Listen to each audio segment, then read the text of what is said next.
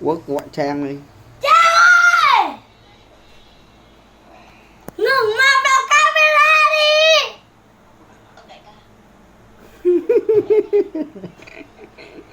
Ngừng một lúc nữa xong bế con mèo! Cho em xem con mèo. Cho em xem con mèo! Bé, Ngừng mặt đi! bé lên, bé lên. Bế lên đi!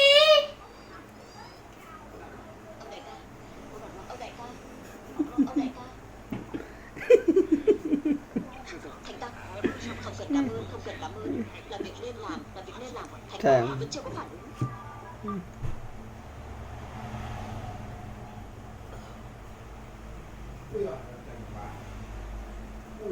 Bỏ Trang lên đi.